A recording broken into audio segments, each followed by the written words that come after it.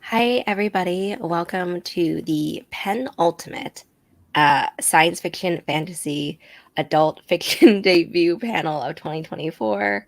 I had to start removing like adult science fiction fantasy panel from the titles because the link tree was like flagging it, and they were like, I'm not sure if you know about the content of the videos, and it's like, well, I was just trying to differentiate between adult science fiction fantasy and YA, but I guess I'll just remove adult for you. So that's why the title is the way it is. Um, I'm so excited to be chatting with these debuts. I have really enjoyed reading them and been excited for the conversation today. So if you don't know who I am, my name is Lily. I'm the moderator for the panel and the face, I guess, behind Utopia State of Mind. And now our authors are going to introduce themselves and tell us about their books. And then we're going to jump into the questions that I have. If you all have any questions during the live, then you can put them in the chat and I will keep an eye on that and make room at the end for questions. So, Rosalie, do you want to start with the introductions? Yes, thank you, Lily. Hi, everybody. I'm Rosalie Emlyn, and my debut novel came out in June of this year. It's called Daughter of Calamity. Here are my US and UK covers. I'll stick with the US cover for now. So, Daughter of Calamity is an adult historical fantasy set in 1930s Shanghai, and it's about a cabaret girl who uncovers an underground trade of women's faces. I guess I'll go next. Hi, everyone. My name is Amy Liao. I'm the author of The Scarlet Throne. Since Rosalie got her book out, I should bring mine out as well. This is the cover of The Scarlet Throne, and it's about a girl who is pretending to be a living goddess with the help of a demon.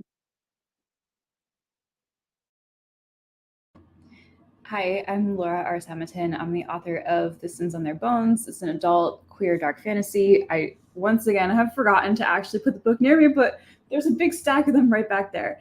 So it is a book about a Asar. He's been deposed by his ex-husband. Now they are on opposite sides of a civil war, fighting over the same throne, and there is a daring and very handsome spy master caught in the crossfire.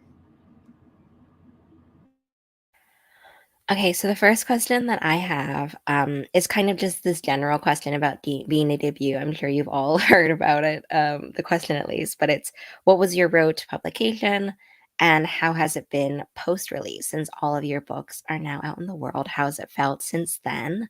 Rosalie, do you want to start? Yeah, I can start. That's a really great question. Out of the three of us, I think my book probably came out the earliest in early summer. And for me, my journey to publication started when I was really, really young. I've wanted to be an author since I was 8 years old. And through all of that, like thinking back, it's kind of wild because I think publishing is known for being unpredictable. But for me, it's been that one constant thing while my life has changed so many times. Even since I signed the book deal for Daughter of Calamity, I like moved cities, started a new life, changed jobs multiple times. And so strangely, it's like working toward publication has been that one goal that's always been constant for me. And so when it finally happened, I almost didn't know what to do with myself anymore. But I think debuting was awesome in a different way that I had not expected was being able to connect with readers. I got to travel to a few cities around the United States where I live. And then I also got to go to is it Worldcon in Scotland. And I loved being able to meet all these authors and readers. And for me, that's been the best part of debuting. I guess I'll jump in. So actually mine was May of this year. So I think I'm the oldest. So I have also actually wanted to be an author since I was age 8. My parents kept everything I ever did in school and recently unearthed the first book I wrote.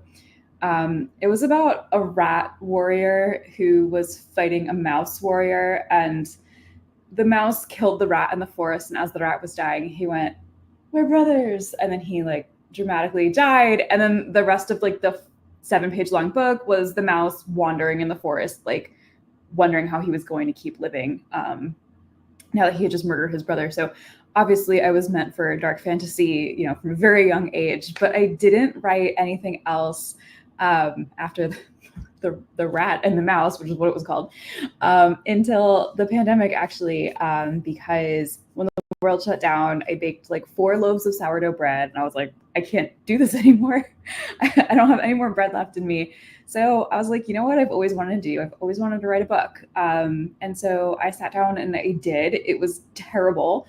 And so I started out trying to write adult YA fantasy, and just it never quite worked out for me. I queried it, I didn't get anything. And then I started writing adult. I got my agent, and I was very lucky to then land a book deal. So it's been recent for me, but like Rosalie, I've had like really amazing opportunities to travel and meet people, and book people are so awesome. So I'm just thrilled that I get to be part of this community now. I guess for me, I also wanted to be a writer since I was young. I just didn't know it yet. Like because like I'm based in Asia, so usually writing is not seen as like a viable career or like something that is steady in the long run.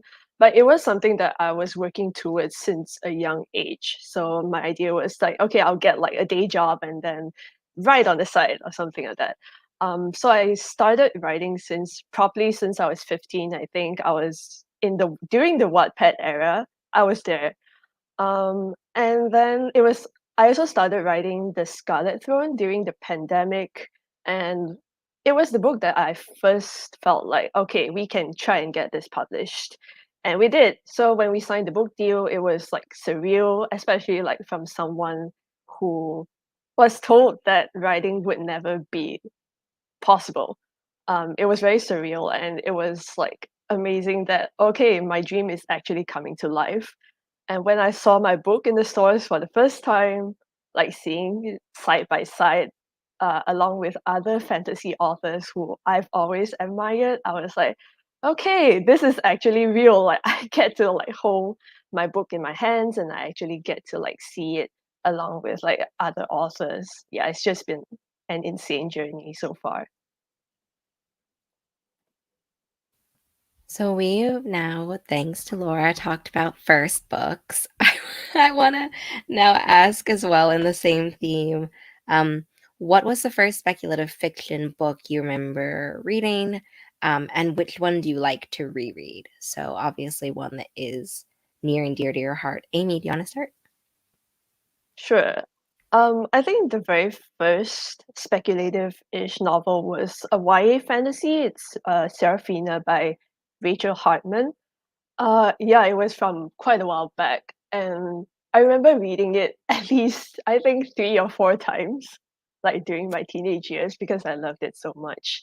And I think it was the book that really got me into fantasy novels in general.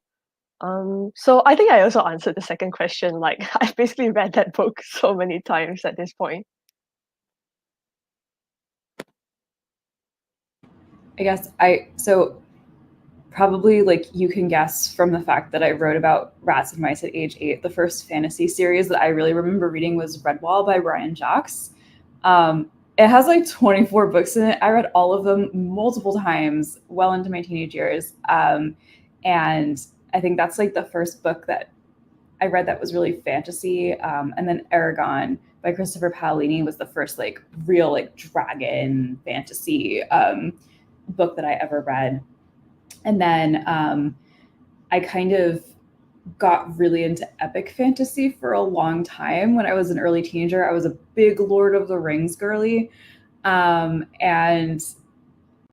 then I think it was actually like a little more recently that I got back into YA fantasy. So I remember reading A Curse So Dark and Lonely, which I think was like 2018 or something. And like that was my re-entry into like YA fantasy. And I just never stopped from there. So now I read it all.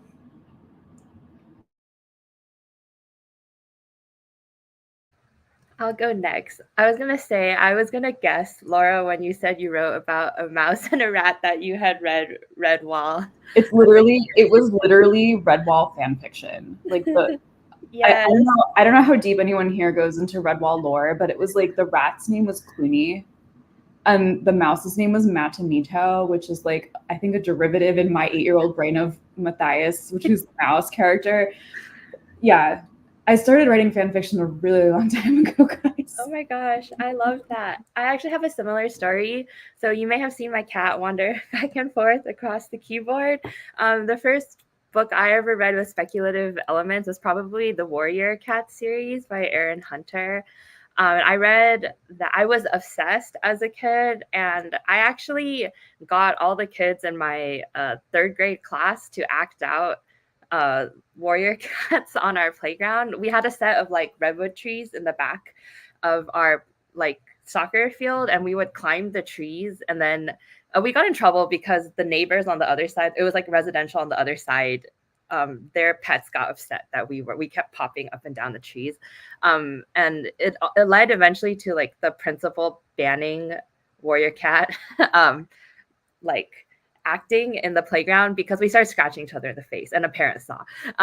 But I guess that was my first foray into like storytelling, and from then, after we got banned from doing that at recess, I started writing the stories down instead, and that's actually how I started writing books. As for what book I've probably read over and over again, that would be The Golden Compass by Philip Pullman. I think as a kid, I was just struck by I was just so fascinated by the physics aspect, like how the physics tied into the magic.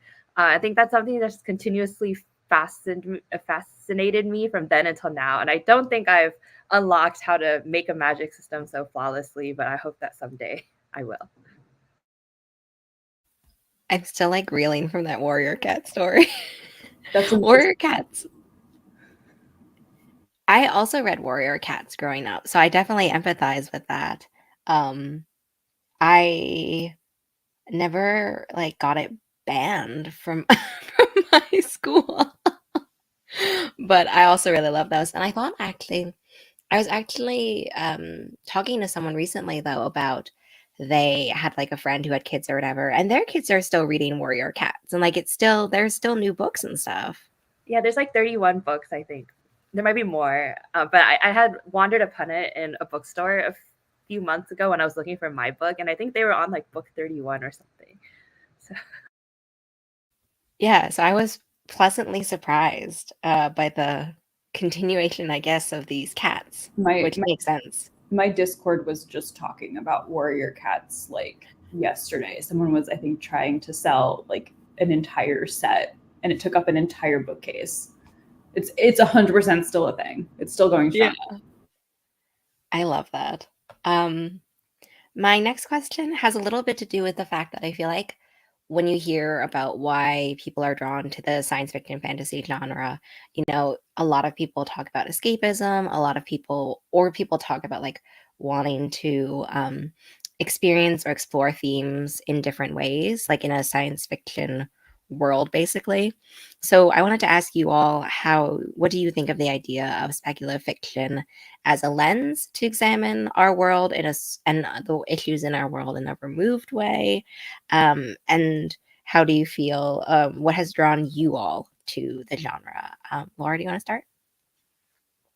Yeah, sure. I think that for me, fantasy has always been my first love. It's just the kind of book I like to read. I like to escape, and I like to be transported. But when it comes to using fantasy and fiction to tackle real world issues, for me, the power in fantasy is being able to actually remove some issues that people face in real life. So I write Jewish inspired fantasy, I write queer fantasy, and I write Jewish normative and queer normative worlds because when I was growing up, I never saw people like myself in books except Holocaust books. Like everyone in public school where I went to school had to read like 3 obligatory Holocaust books, in middle school. And so it was the only time I saw Jewish characters, they were victims.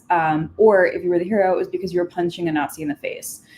And I was like, you know what would be great is if we didn't even have Nazis, and if we could just have characters like me living their lives. And there's a lot in fantasy that you don't realize is based on Christian normativity and Christianity as a religion. Lots of fantasies are like by default these savior narratives. I remember that very recently I was talking to someone about Chronicles of Narnia, and they mentioned something about Aslan the lion being Jesus, and I was like, he wasn't Jesus, he's a lion. And they were like, no, no, no, it's an allegory. Like it totally went right over my head. I was like, no, it's just a lion.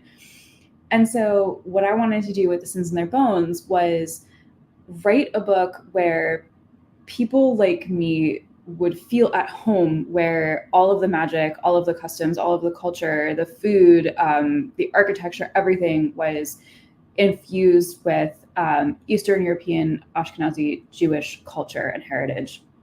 And I wanted it to be like a homecoming for Jewish readers who would go into this book and be able to escape because nothing bad happens to anyone because they're Jewish. I wanted it to be accessible to people who weren't Jewish, so that you could, look at it and say, wow, this is a great fantasy, or you could choose to take it and learn more about a culture different than your own.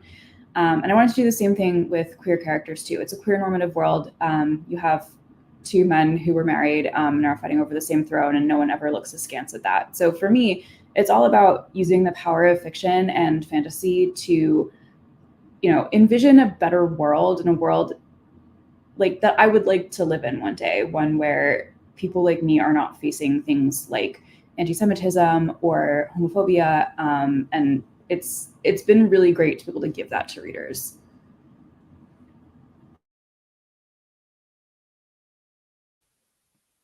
Rosalie, do you want to go next? Sure, I'll go next.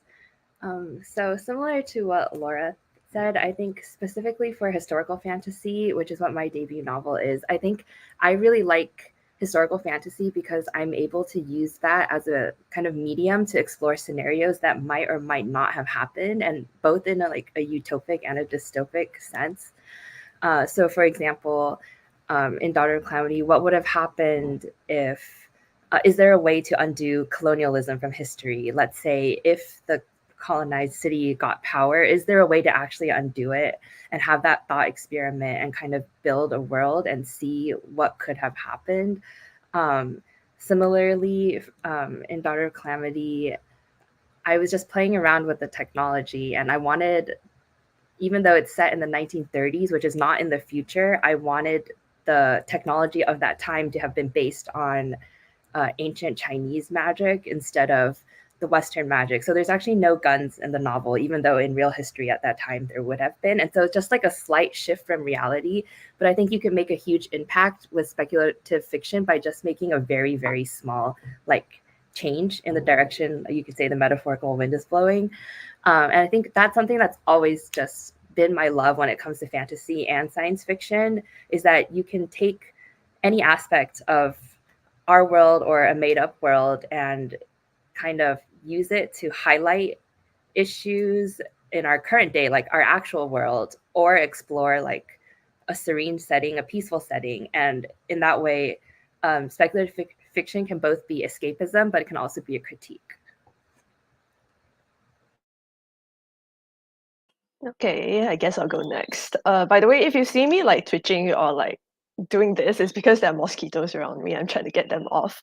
Yeah, it's always summer over here, so and it's mosquito season right now. But back to the question. I think I was drawn to fantasy novels first and foremost because they offer a form of escapism. I love to imagine that I would be like transported into a magical world. Like I was waiting for, I don't know, like for me to be like be found as like a demigod, like in Percy Jackson, or like I just wanted something magical to happen in real life. And I think that's the appealing part of fantasy novels or speculative fiction in general. Like they offer some sort of comfort to the reader who maybe feels like reality is might be like a little too harsh, or there's a lot of things to deal with in our world right now. And I think as to why, like I like to explore issues in real life as well, though, in fantasy worlds. I think it's something that we cannot avoid, and I think it's something that's very much prevalent in the genre itself. So, for instance, like in the Scarlet Throne, the religious system, while like I say, like I drew from Nepal culture, is very much also based on the Malaysian theocratic system. So, for instance, right now we have like 10 sultans who are in power, who are supposed to be like representatives of religion or like the Islamic religion in this country. And then so the magic system in the Scarlet Throne is very much based on that. So the idea is that you have a lot of different people who are holding like power in each of their hands, and all of them are like trying to, try to grapple it away from each other. Um, and it's something that you can only do in speculative novels. Like you wouldn't, like you probably can explore these issues in other types of genres, but speculative really allows you to play with the system. And I would say that it's also sort of like um, it offers like a barrier, so that because like this issue in particular in Malaysia is quite sensitive. Like citizens are usually not allowed to speak about it. So writing speculative novels allows me to sort of like comment in it on in a very subtle way, so that people don't actually get what I'm talking about, but it allows me to like also express whatever grievances or whatever emotions I have towards this system.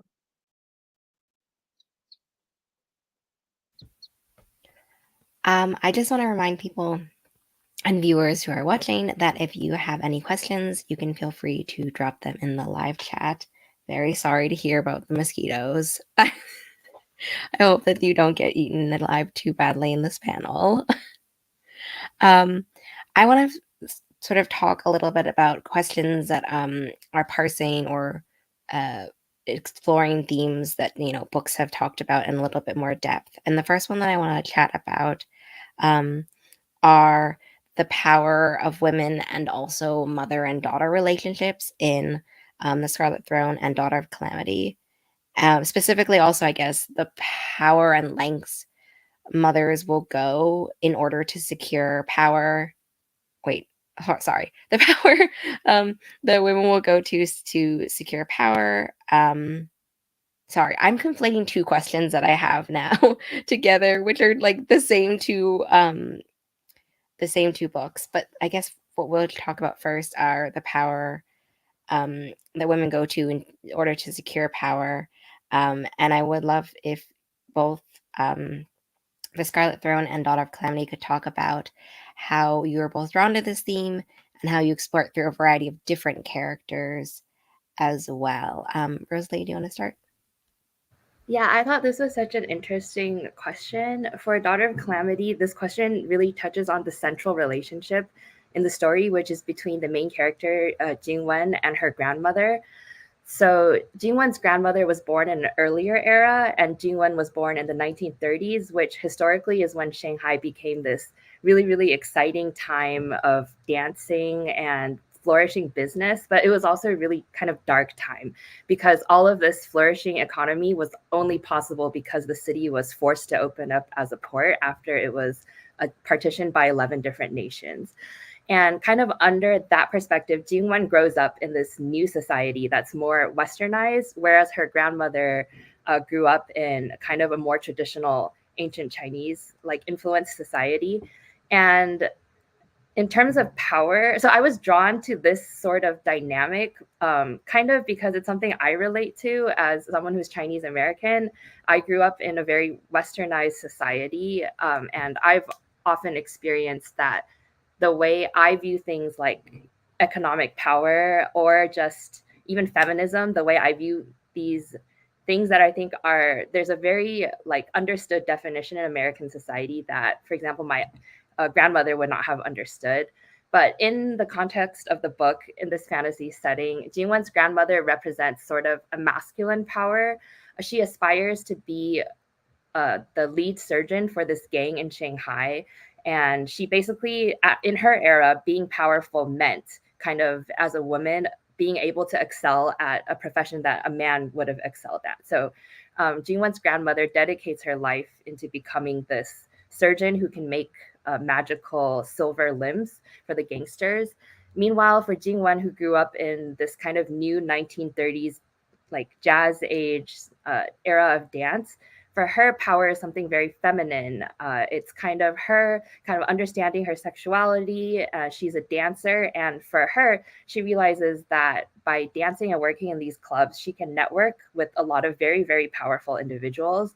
And that the dancers themselves, because they're one of the main attractions in Shanghai at the time, they're actually crucial to the city, but they get left out because the kind of power they have is not like martial power. It's not something that's exchanged via swords. It's like a softer feminine power. And so Jingwen's journey throughout the novel is her reckoning with this feminine power and deciding what to do with it.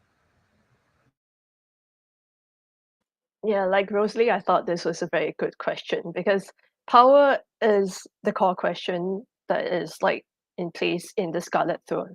So it's very much about a girl who would do anything to keep her position on the throne because she's in a position of power and because she has all this ambition and really at her core she's just someone who wants people to accept her, and that's why she thinks that power is the way to go for people to really, come and admire her, to adore her, and to worship her. And what really drove her to this point was the relationship with her mother.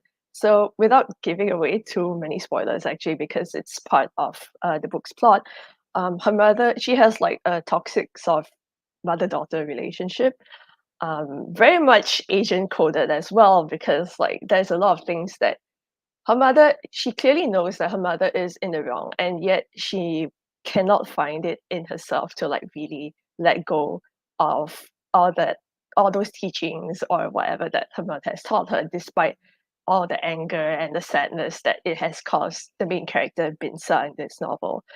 So this mother-daughter relationship is also something that I wanted to explore. And when I delve into the more like content warning, abusive sides of it, both physical and emotional, I also wanted to explore how such toxic relationships would translate into an individual's other relationships in her future. So in this case, for Binsa, it's she sees her mother in everything that she does. And as much as she tries to separate herself from whatever her mother has taught her, it still like seeps into everything that she does or everything that she says, to the other characters in the novel. And this also in the Scarlet Throne eventually affects like everything that she knows and all the relationships that she has with other people. Um, and ultimately, so basically, when she presents this like toxicity in her life, it's really about like tying back to how power itself is kind of toxic, but also it can be like really fun at the same time for Binsa.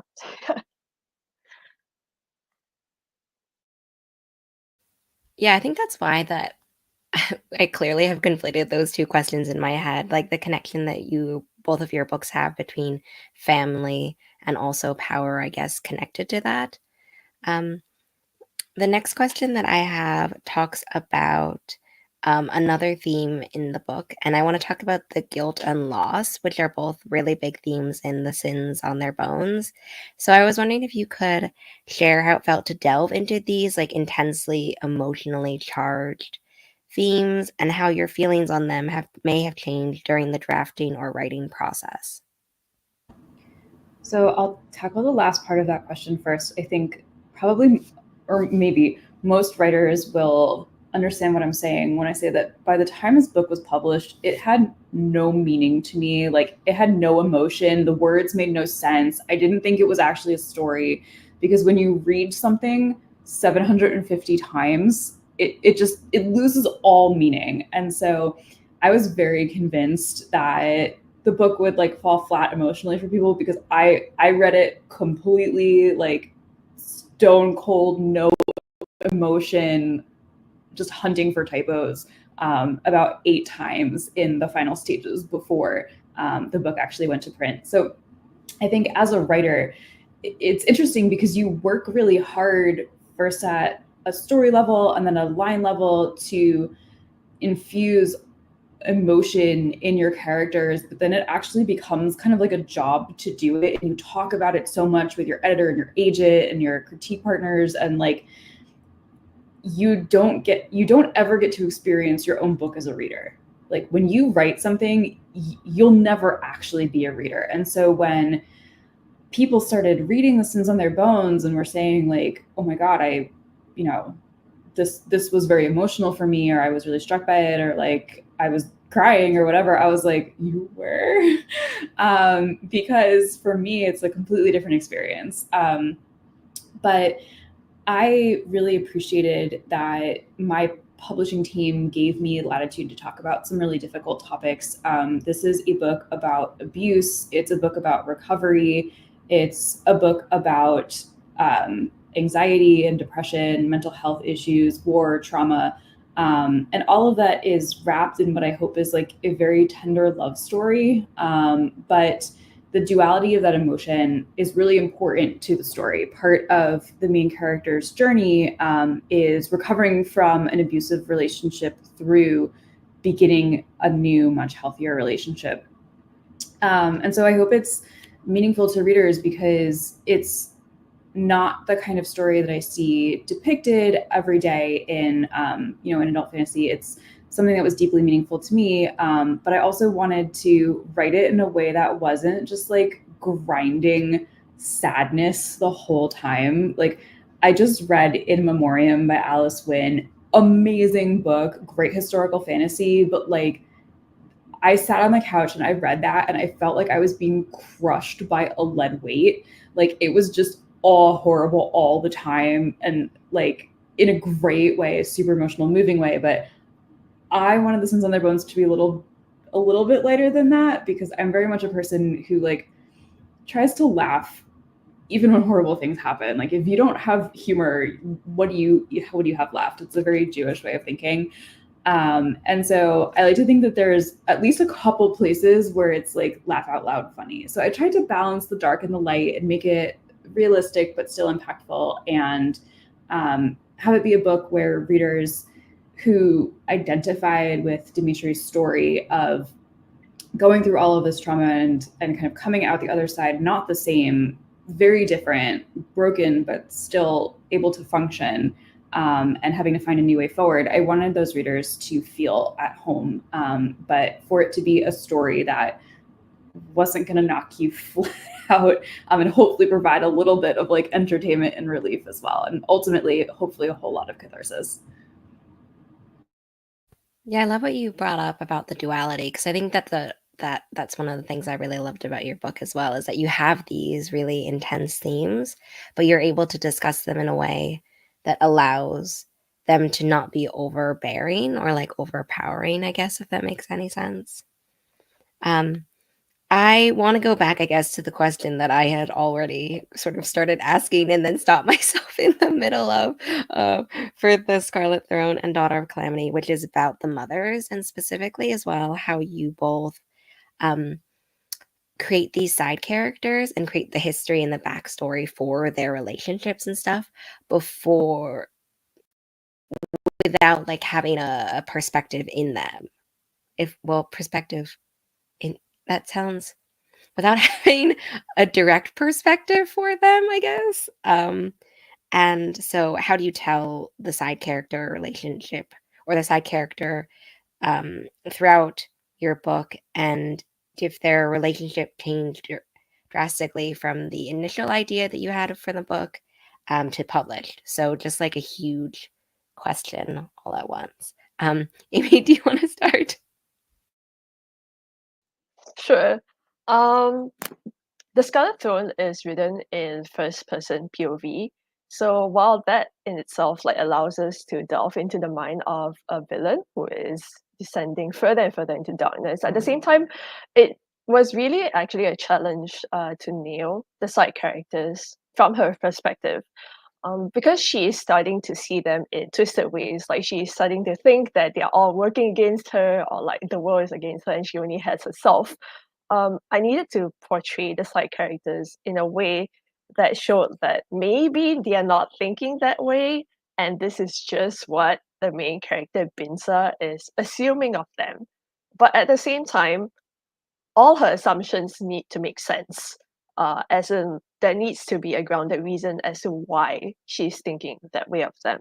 So I'm glad you asked that question, because the nailing the side characters from a first person perspective was actually quite challenging. I think what helped is to think of the relationships as like a cobweb, or like a spider's web, where you pull on one string and like the whole thing, like the whole structure just drastically changes. So in this sense, I was thinking of all these relationships as a series of consequences. So when Binsa says or does something, then it will affect like her relationship with this character, but it will improve her relationship with another character. Sort of like, if you've ever played like Japanese visual novel games, there's something like that. You have like multiple choices, and like you choose one thing, you get a character to your side, but you might like discard another character or something. So it was like going through this novel was something like like that. I didn't have multiple choices though. It was just more of really thinking about like what would happen if Binsa did this, or what would happen if Binsa suddenly decided to kill this other character. It's not a spoiler though. And yeah, so I think that was like the way I approached writing the side characters in this story.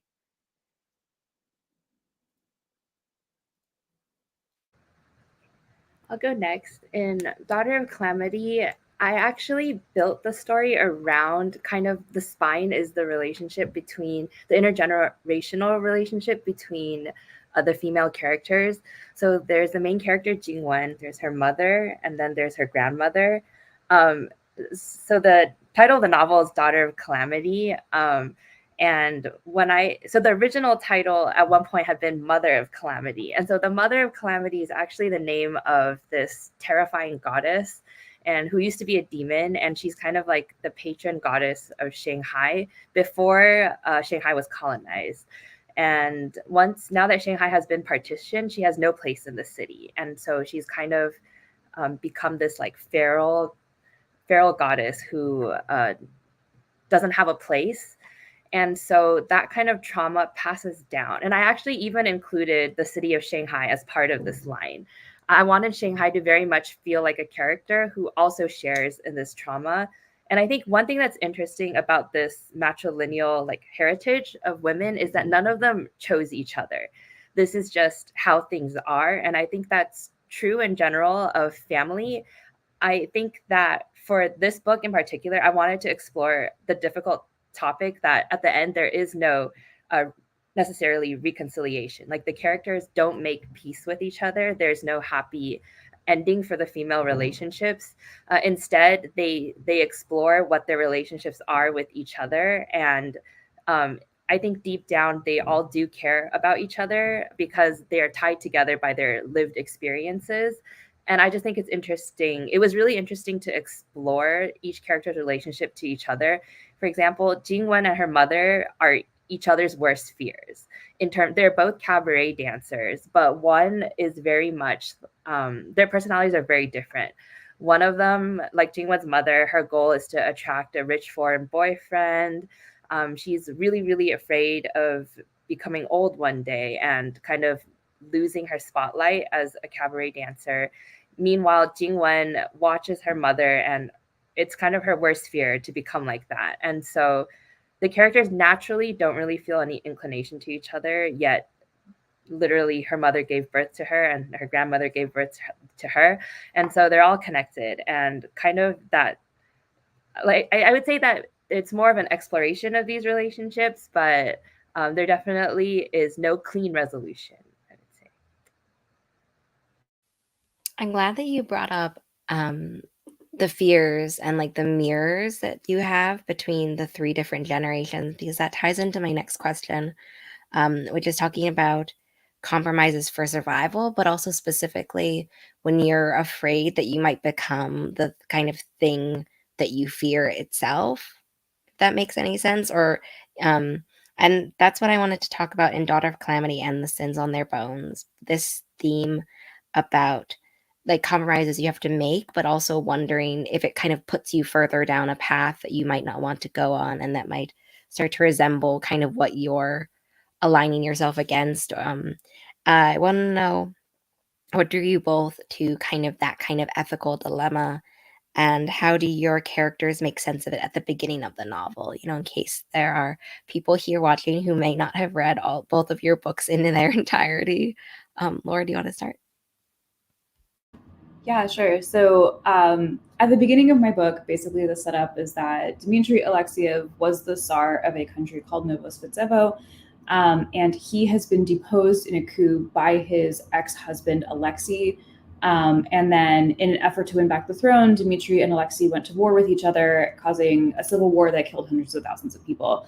Dmitry then lost, and we meet him at the beginning of the book as he's in exile in a different country, drunk off his ass and super depressed because he screwed up. And the beginning of the book is him reckoning with like how far would he go in order to take back the throne? Because the thing about Alexei is that he is a hyper competent and very proficient ruler, but he's completely and totally cold-hearted. He doesn't really care about people. He was willing to commit war crimes in order to win the war. He'll do anything to maintain power. And so the question that Dmitry and the rest of his court in exile have to face is, how much like the monster that we're trying to depose will we become in order to win? And so that to me it's always a really interesting dilemma. In my day job, I study international relations. I have a PhD in political science, and I specialize in studying war and decision making during wartime. And so this really was like a question that just kind of came out of my day job because it's something that I'm fascinated by, the psychology of people who are asked to do these very terrible things to other people for the good of nations and like values that they hold very dear. And so for me, that was a motivating question there with that ethical dilemma, because Dmitry will be a better, kinder ruler, and he already was. But what will it do to him personally in his court in his country if he has to descend into this monstrousness in order to get there?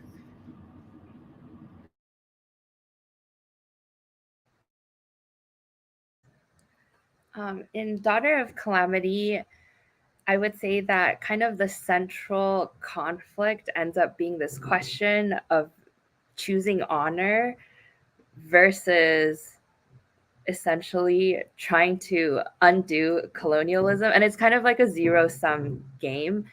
I think when I set out to write this book, one of the questions that I really, really thought about was, because this was a historical fantasy and I had a chance to really explore what could have happened if Jingwen, who is a dancer, did manage to kind of find equal footing in this society.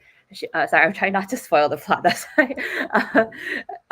That she's in this society where power is basically being fought over by various, very like male dominated factions. For example, you have business people who have come from New York City, and um, this is not a spoiler because I checked the book jacket before answering the question. There's as I mentioned, there's an underground trade of women's faces. And so there are these really terrible things that are being done to Shanghai. And what if, in order to stop that from happening, if Jingwen really wants to stop that from happening, she will have to become equally as terrible. And that question, I think, it's a really, really difficult question, and there is no easy answer. But sometimes, and it really becomes a question of inaction versus action. But like, it's kind of like that trolley question where you in philosophy, where you can divert the trolley and save more people, but you have to kill one person to do it. I think the main character Jingwen ends up in that type of situation, and sometimes she's willing to be like, actually, I won't, I'll stop talking there. I know. I'm so sorry. I because I've read the book, I feel like these are the questions that I have like immediately after reading, and I'm thinking about like how the books all fit together. I feel like I inevitably always ask something where it's like really hard to answer it without spoiling pieces of the own book, which is like obviously not the purpose of the of the panel. This is a spoiler-free discussion. Um, we have a question from the audience, which is an interesting one because I think that I often think about these fantasy fictional worlds and think about how ill-equipped I would be to survive and like even just kind of do the daily things that have to happen. And the question is, if you were dropped into the fictional world you all created and had to take the place of a character, so like I guess you had to swap with a character, which character of yours would you most like to be? Um, which I guess is tricky.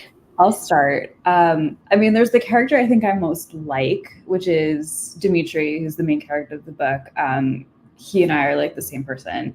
But the character I'd most like to be is Alexander, who is a minor side character in my book. He is a magician who runs a creepy magic library. And he's got books about all sorts of stuff that like will, I don't know, like burn your fingers if you look at them for too long or don't cite them properly, and has lots of magic artifacts in his house, which is also his library, including a talking head that tells the future. So I'd 100% want to be that dude because he's got an awesome job and just like a cool life. That's who I would want to be. I can go next. I think I would probably be Elam, or the demon cat in the book, which is on the cover right here.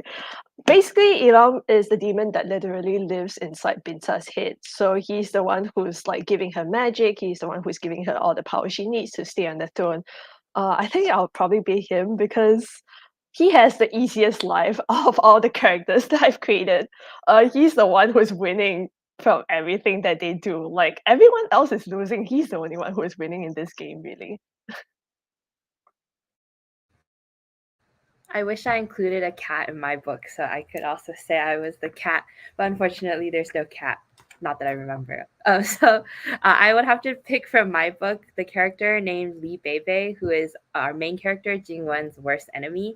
So Li Bebe is just always one tier better at everything Jingwen wants to be, and she does it so effortlessly. But I think one reason why both Jingwen and I admire her is because she knows what she wants in life. And I just think that's something that I, as a person, struggle so hard with.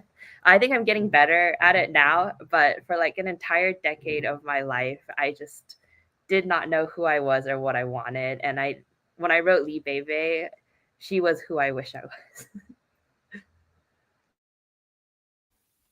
I love that. I think we could all use a little bit of that in our lives.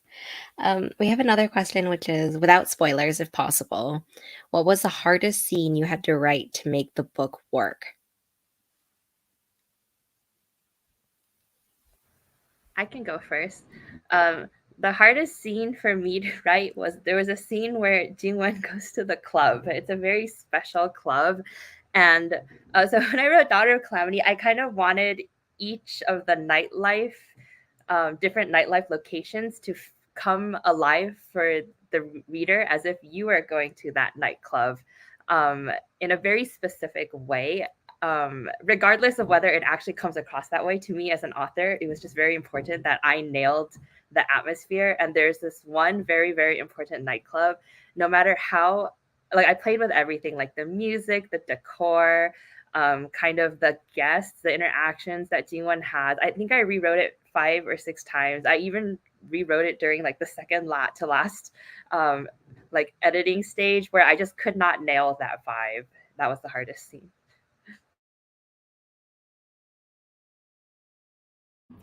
I'll go next. So there's a scene, and I won't say exactly what happens during this scene because it is like it's a pivotal scene in the book and gives it away. But something really painful happens to a character that I love, And as I was writing it, I was like, is it too much to do this? And then like the devil on my shoulder was like, no, it's not too much to do this. Keep going.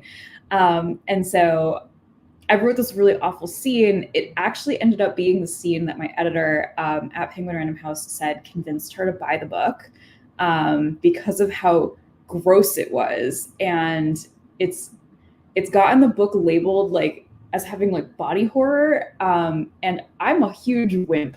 So for me, writing like this like gory scene was really hard to do, not just at an emotional level, because I was like, am I really gonna do this to this character? But also because I was like, wow, that's really gross. But it was very, very necessary to make the book work. It's actually like the pivotal moment in the book. And so I had to do it, but boy, was it hard. For me, I think the hardest scene to write was, without giving away spoilers, of course, was the scene where we officially solidify Binsa's descent into villainy. Because I think up before that point, she was like seen as sort of like a morally grey character, and then after that, she's this morally black character who you're still supposed to like read on and like, follow her till the end of the story. And that scene was really hard to know because I had to do it in a way that made sense for Binsa as to why she's being pushed towards this point, versus being able to really balance like sympathy for her and empathy for her, even though what she's doing is like completely wrong and it's completely vile.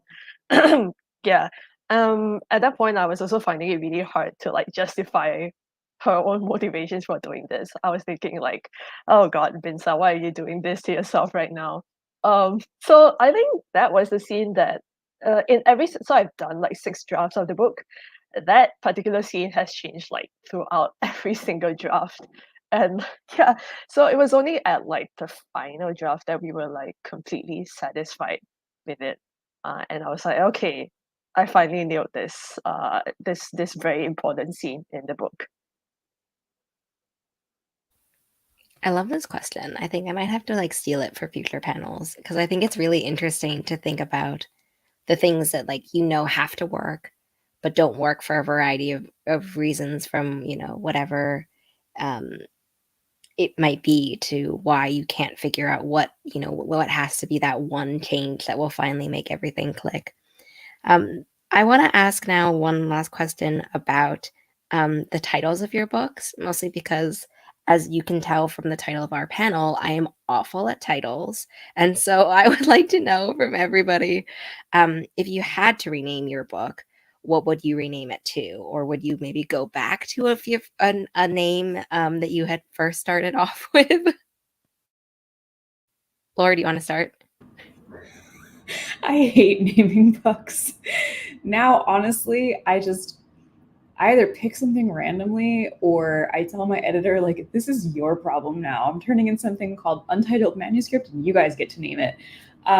Because naming a book is really, really hard. The Sins on Their Bones actually comes from a curse from the Talmud. So it's a Jewish curse. If you really hate someone, you say, may your sins be written on your bones. So when you die, God knows exactly how to punish you. So that's where the title came from. If I had to rename it, I have no idea what I would call it. Like, that was my one and only shot. And if my editor didn't like the title and sales didn't agree to it, I was going to be like, it's on you guys.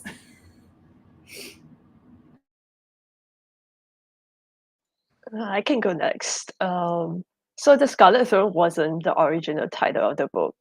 When I pitched it to the agent editor, it was actually called False Goddess at the time, which is the current name for the trilogy of the book. But one day, marketing came back to me and said, "Okay, we think that we should come up with a name with a more fantasy feel to it." Yeah, and that's why like we went through like quite a lot of debates about it because I clung so dearly onto False Goddess. Like it was the very first title for the book and I wanted it to stay that way. But we went through a lot of like different title options and they wanted something that would like really represent the book as a whole. So the Scarlet Throne is the name of the throne that Binsa is trying to hold on, and I guess that's why we went for it as the title of this book. So I would not rename my book anymore because like it's already gone through this title change. Ooh, and then this is a very hard question. For Daughter of Calamity, the original title was that I gave the novel when I was drafting was actually called The Wing Taker.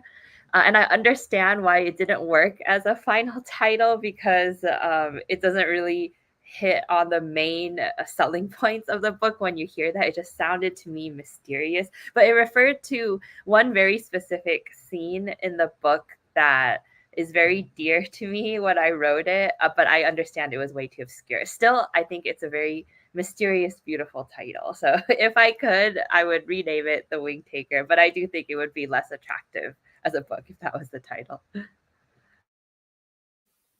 Yeah, I love asking that because that's such a great example of what I was thinking about, right? Like when you say that now to someone who's read the book, then they immediately kind of know what you're talking about. And that's what I also love about asking about titles. Um, because there's some things that you may not have picked up on, some things that you do pick up on and you recognize in the text. But yeah, if I had to name these panels, I think they'd just be named like panel 1, panel 2, panel 3. And then everyone would understand like the sequential nature. But I've had to realize that that doesn't like make any sense to anybody else but me. I want to thank everyone for joining me. I want to thank everyone who was watching. I want to thank the people who submitted questions. And of course, I want to thank the lovely authors that we've been chatting with today. I left everyone's book links in the description box below. So please go check them out. As we've mentioned, they are all available for you to get immediately. You don't have to wait at all. So the links are in the description box below. And I hope everyone has a really great rest of your day. And we'll see you in the finale adult fiction, JB, science fiction fantasy panel. Thanks so much for having us, Thank you Lily. too. Yeah. Yeah. Everybody.